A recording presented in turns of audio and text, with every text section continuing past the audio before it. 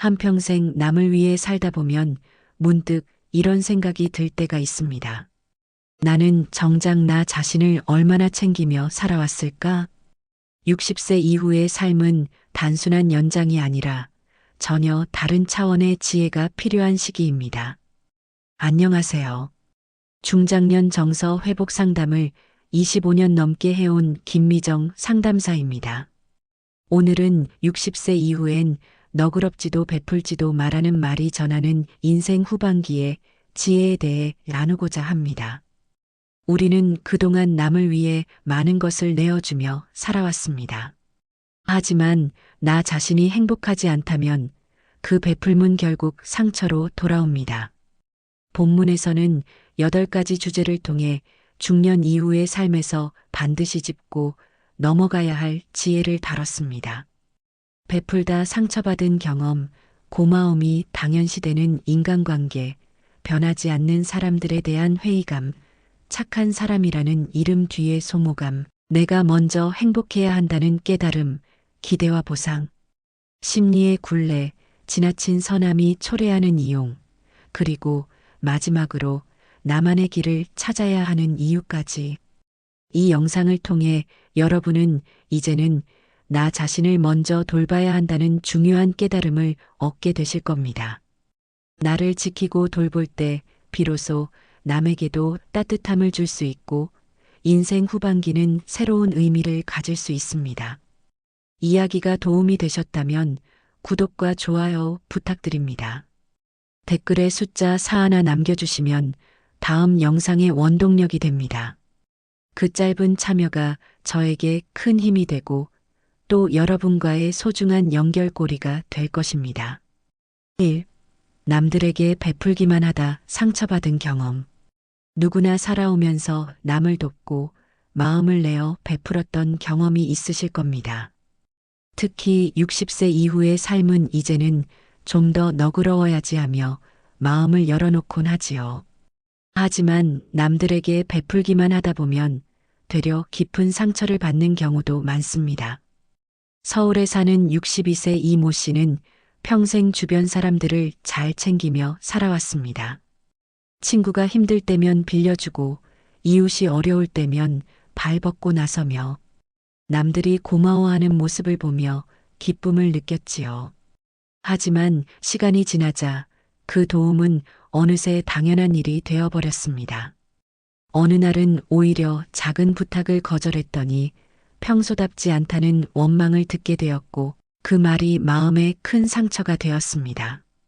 부처님은 물에 젖지 않는 연꽃처럼 세상 속에 살되 세상에 휘둘리지 말라 하셨습니다. 우리가 베푸는 마음도 이와 같아야 합니다. 연꽃이 진흙 속에서 피어나지만 진흙에 물들지 않듯 남을 도우면서도 그 기대와 평가에 얽매이지 않아야 한다는 뜻이지요. 하지만 현실에서는 좋은 사람이라는 이름에 갇혀 끝없이 주기만 하다 보면 마음이 메말라가는 경우가 많습니다. 상처받지 않기 위해서는 먼저 나의 마음을 지켜야 합니다. 누군가를 돕기 전에 이 도움은 내가 기쁜 마음으로 할 수 있는가? 를 묻는 습관이 필요합니다. 억지로 하는 베품은 결국 상처로 돌아오기 마련이니까요. 여러분은 어떠신가요? 혹시 베푸는 게 너무 힘들다는 생각이 드신 적 없으신가요? 그렇다면 그것은 이미 마음이 지쳐 있다는 신호일 수 있습니다. 베풀문 분명 귀한 덕목이지만 나를 해치면서까지 이어갈 필요는 없습니다. 결국 베품이란 내가 행복할 때 비로소 의미를 가지는 것입니다. 내가 기쁘지 않다면 그 베품은 언젠가 상처로 남을 뿐입니다. 오늘 이 이야기가 그동안 남에게 베풀다 마음이 지쳐버린 분들에게 작은 위로가 되었으면 합니다. 2. 고마움이 당연함으로 변하는 인간관계의 무상함. 중년 이후 인간관계에서 가장 많이 듣는 하소연 중 하나가 고마워하던 사람들이 어느 순간 아무렇지 않게 대한다는 말입니다. 처음에는 감사해야 하던 모습이 어느덧 사라지고 그 자리에 당연함만 남는 경우가 많습니다. 경기도에 거주하는 58세 박 여사님은 오랫동안 자녀와 손주를 위해 헌신하며 살아왔습니다. 처음에는 자식들이 감사의 인사를 자주 했지만 세월이 흐르면서 그 고마움이 점차 당연한 것으로 변해갔습니다. 박 여사님은 어느 날 문득 깨달았습니다. 내가 없어도 이 집은 잘 굴러가는구나. 내 희생이 고마움이 아니라 습관이 되어버렸구나. 그 순간 마음 깊이 허무함이 밀려왔다고 합니다. 부처님께서는 모든 것은 인연 따라 생겨나고 인연 따라 사라진다고 말씀하셨습니다. 인간관계도 마찬가지입니다. 감사의 마음도 고마움의 표현도 영원히 지속되지 않습니다. 잠시 피어났다가 시드는 꽃처럼 변해가는 것이 자연스러운 이치이지요. 하지만 우리는 자주 이 변화를 받아들이지 못합니다. 여전히 고마워해 주길 기대하며 예전과 같은 따뜻한 말을 듣고 싶어 합니다. 그 기대가 충족되지 않을 때 마음의 서운함이 쌓이고 결국 관계의 무상함을 더욱 뼈저리게 느끼게 됩니다. 이럴 때 필요한 것은 마음을 내려놓는 연습입니다. 내가 해준 일에 대해 상대가 고마워하지 않는다면 그것은 내 몫이 아니라 상대의 몫이라고 생각해야 합니다. 감사할 줄 아는 태도는 상대의 문제이지 나의 가치와는 전혀 다르기 때문입니다. 여러분도 혹시 누군가의 당연한 기대 속에 지쳐 있지 않으신가요? 그렇다면 이제는 고마움을 바라지 않고 내 마음이 편안한 만큼만 베푸는 지혜가 필요합니다. 그래야만 내가 지치지 않고 관계를 이어갈 수 있습니다. 결국 인간관계의 본질은 무상함을 받아들이는 데 있습니다. 기대하지 않고 집착하지 않고 그저 인연이 닿는 만큼만 따뜻함을 전하는 것. 이것이 바로 나도 지키고 남도 지킬 수 있는 가장 현명한 삶의 방식일 것입니다. 3. 도움을 줘도 변하지 않는 사람들에 대한 회의감. 살다 보면 아무리 도와줘도 변하지 않는 사람들을 만나게 됩니다. 우리는 진심으로 손을 내밀었지만 그 사람은 제자리에 머물러 있을 때 마음속 깊은 곳에서 회의감이 올라오지요. 대구에서 자영업을 하는 55세 김 씨는 오랜 지인을 여러 번 도와주었습니다. 사업이 힘들다고 하소연하면 돈을 빌려주고 일이 막히면 함께 해결책을 찾아주었습니다. 하지만 시간이 지나도 그 지인은 조금도 달라지지 않았습니다. 오히려 같은 문제를 반복하고 또다시 도움을 요청했습니다. 처음에는 측은지심으로 나섰던 김 씨도 결국은 지쳐버리고 말았습니다. 부처님은 자신을 구하는 것은 자신뿐이다라고 말씀하셨습니다. 아무리 주변에서 돕는다 해도 스스로의 의지가 없다면 변화는 일어나지 않습니다. 우리가 아무리 애써도 상대가 변하지 않는 이유는 바로 여기 있습니다. 그 사람의 삶은 결국 그 사람의 몫이기 때문입니다. 도움을 줘도 변하지 않는 사람에게 계속 마음을 쓰다 보면 결국 내 에너지와 삶의 시간만 소모됩니다. 그 결과 내가 왜 이렇게까지 했을까 하는 허무함이 남지요. 이럴 때 우리는 스스로에게 질문을 던져야 합니다. 내가 진정으로 돕고 있는 건가 아니면 단지 내 마음의 불안을 달래려는 건가? 여러분도 혹시 비슷한 경험이 있으신가요? 끝없이 돕지만 상대는 달라지지 않고 결국 나만 지쳐버린 경험 말입니다. 그렇다면 이제는 인정해야 합니다. 내가 바꿀 수 없는 사람도 있다는 사실을요. 때로는 손을 거두는 것이 오히려 상대에게 더 큰 깨달음을 줄 수 있습니다. 내가 계속 도와주면 그 사람은 자신의 문제를 끝내 직면하지 못합니다. 도와주는 것 같지만 사실은 그 사람의 성장을 막는 일일 수도 있습니다. 진정한 자비는 끝없는 희생이 아니라 상대가 스스로 일어설 기회를 주는 데 있습니다. 내 손길이 필요 없는 순간을 알아차리고 그때는 물러나는 것. 이것이 우리가 지녀야 할 지혜로운 마음일 것입니다. 4. 착한 사람이라는 이름 뒤에 감춰진 소모감. 많은 중장년들이 젊은 시절부터 착한 사람이라는 평가를 받으며 살아왔습니다. 늘 남을 먼저 배려하고 양보하고 불편함을 감수하면서도 웃어넘기곤 했지요. 하지만 시간이 흐르면서 깨닫습니다. 그 착한 이름 뒤에 얼마나 많은 소모감이 쌓여왔는지를요. 경기도의 60세 최 여사님은 가족과 친척들 사이에서 늘 좋은 사람으로 통했습니다. 부탁을 거절하지 않고 늘 손해를 감수하면서도 불평 한마디 하지 않았습니다. 하지만 어느 날 병원 진료를 받다가 의사가 말했습니다. 스트레스가 많이 쌓여 있네요. 본인 몸은 좀 돌보셔야겠습니다. 그 순간 최 여사님은 깊은 회한을 느꼈습니다. 착한 사람으로 살아온 세월이 결국 자신의 건강을 갉아먹고 있었다는 걸 알게 된 것이지요. 부처님께서는 자신을 이기는 것이 가장 위대한 승리라고 하셨습니다. 남에게 착한 사람으로 비치려는 마음은 사실 내 마음의 불안을 가리기 위한 또 다른 집착일 수 있습니다. 남에게 인정받고 싶은 마음, 갈등을 피하고 싶은 마음이 쌓여 결국 착한 사람이라는 이름으로 굳어진 것이지요. 그러나 그 이름은 어느 순간 무거운 짐이 되어 나를 소모시킵니다. 상대는 내가 얼마나 참아왔는지 모릅니다. 그저 늘 착한 사람일 거라 믿고 더 많은 것을 요구하게 됩니다. 결국 나는 지치고 상대는 당연시하는 악순환이 반복됩니다. 여러분은 혹시 이런 경험을 하신 적 없으신가요?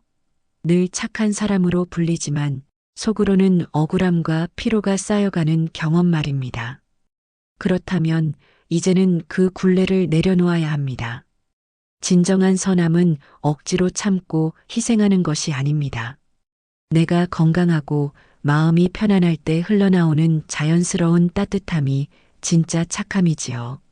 남들이 붙여준 이름이 아니라 내가 스스로 납득하는 삶을 사는 것, 그것이 진정한 자유일 것입니다. 착한 사람이라는 이름이 아닌 진짜 나 자신으로 살아가는 길. 그것이야말로 중년 이후의 삶에서 꼭 필요한 깨달음이 아닐까 합니다. 내가 먼저 행복하지 않으면 아무 의미 없는 베품. 베품은 분명 아름다운 행위입니다.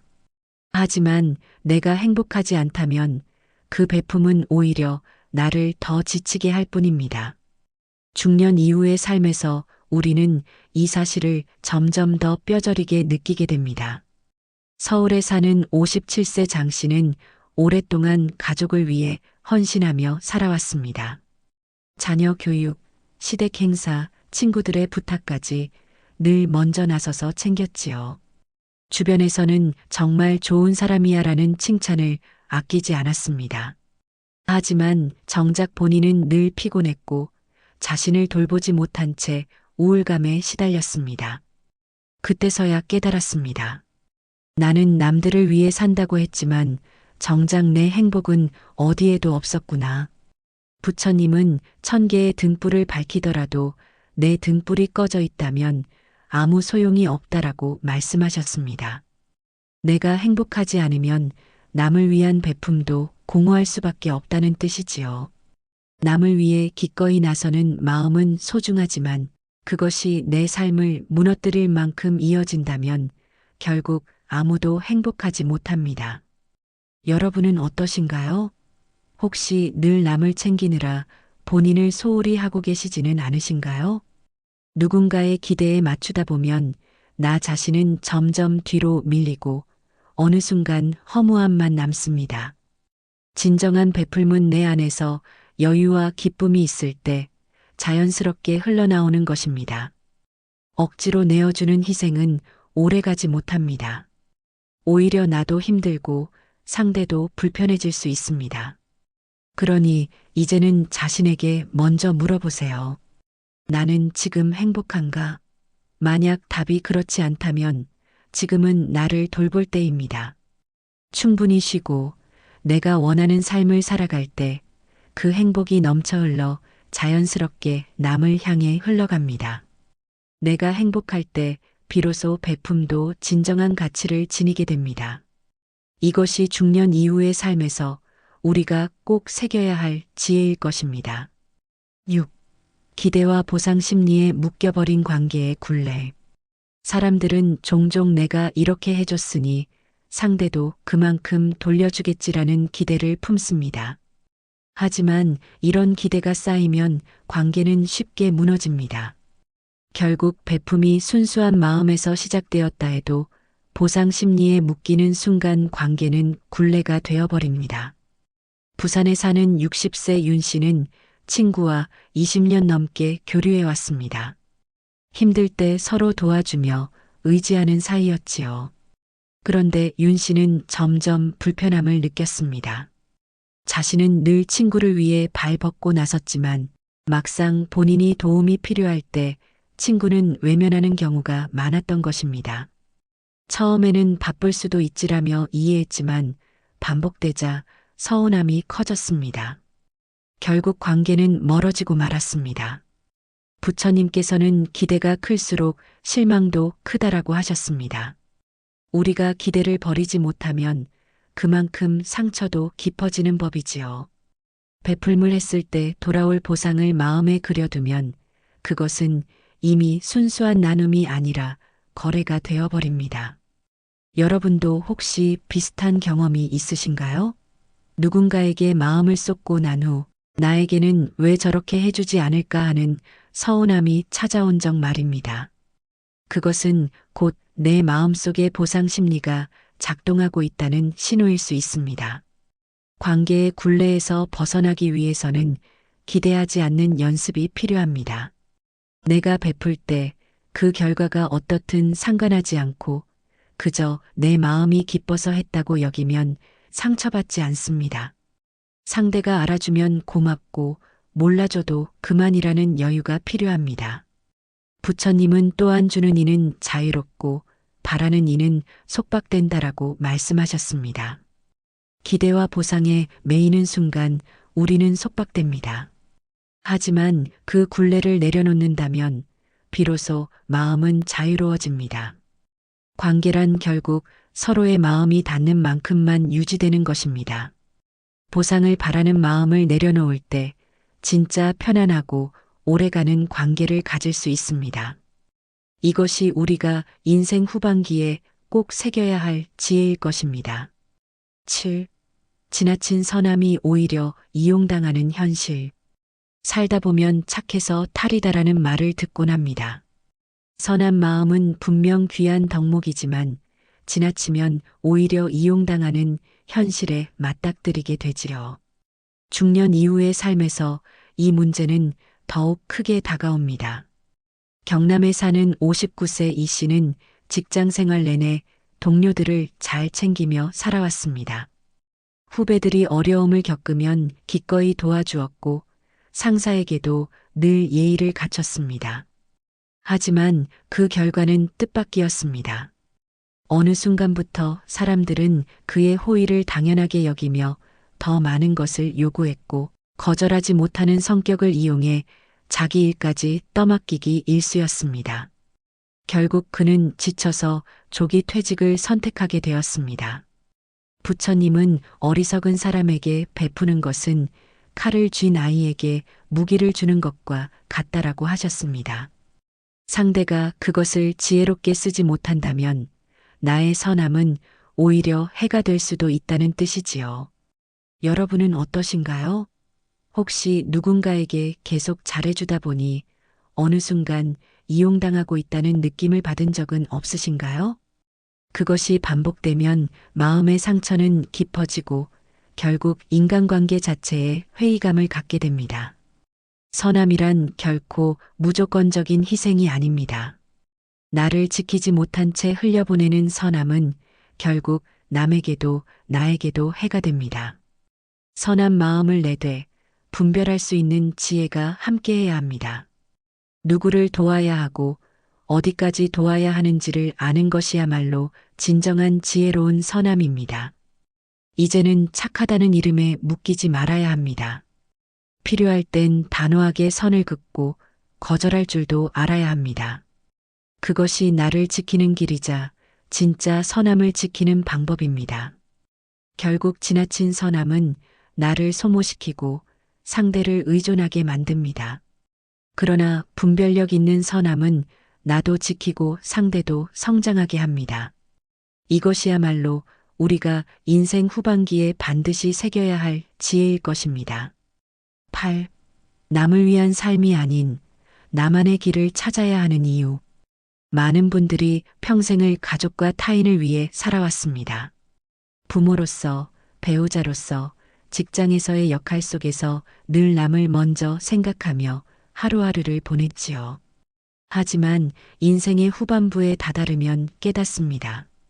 이제는 남이 아닌 나만의 길을 찾아야 할 때라는 것을요. 광주에 사는 61세 박 씨는 은퇴 후 깊은 허무감을 느꼈습니다. 평생 회사를 위해, 가족을 위해 바쁘게 살았지만 막상 자신을 위한 시간은 거의 없었습니다.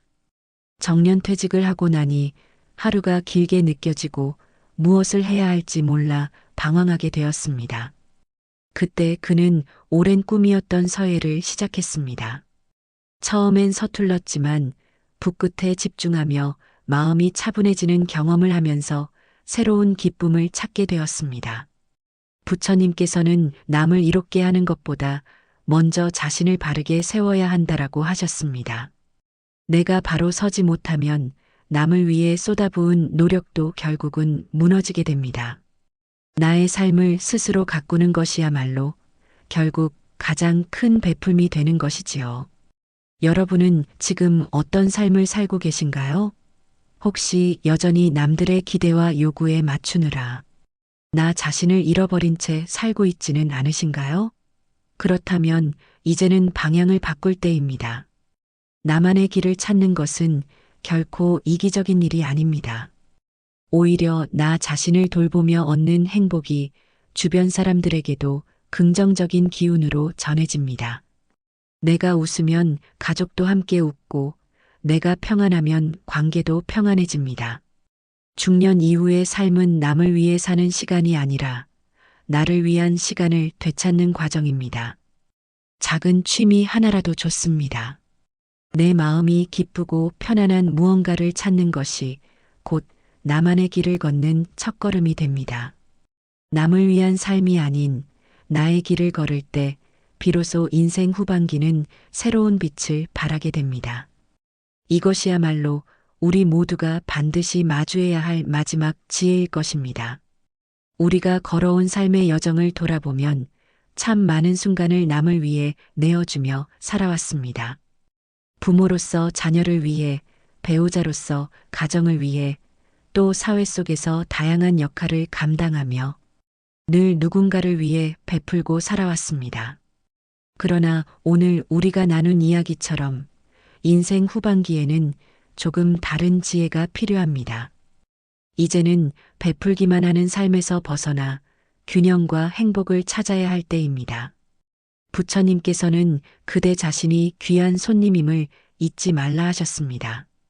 남을 돌보는 것도 중요하지만 나 자신을 존중하고 돌보는 것이 무엇보다 먼저라는 뜻입니다. 내가 무너진 채로는 그 어떤 베품도 오래 지속되지 못합니다. 이제는 나를 위한 삶, 나를 지키는 선택이 필요한 때입니다.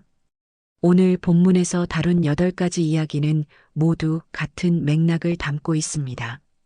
남들에게만 쏟는 마음은 결국 상처로 돌아오기 쉽고 고마움은 어느 순간 당연시되며 도움은 상대가 변하지 않으면 공허해집니다. 착한 사람이라는 이름도 결국 나를 소모시키고 지나친 선함은 이용당하게 만듭니다. 기대와 보상 심리에 묶이면 관계는 굴레가 되고 나 자신이 행복하지 않다면 그 어떤 베품도 의미가 없습니다. 그래서 우리는 이제 남을 위한 삶에서 벗어나 나만의 길을 찾을 지혜가 필요합니다. 여러분, 이제는 이렇게 물어야 합니다. 나는 지금 행복한가? 나는 나답게 살고 있는가? 그 질문에 정직하게 답할 때 인생의 후반기는 훨씬 더 풍요롭고 의미 있게 펼쳐질 것입니다. 이야기가 마음에 닿으셨다면 구독과 좋아요 부탁드립니다. 댓글에 숫자 4 하나 남겨주시면 다음 영상의 원동력이 됩니다. 그리고 여러분은 어떻게 생각하시나요? 삶의 후반기에 필요한 균형과 행복에 대해 여러분의 이야기도 댓글로 들려주시면 감사하겠습니다.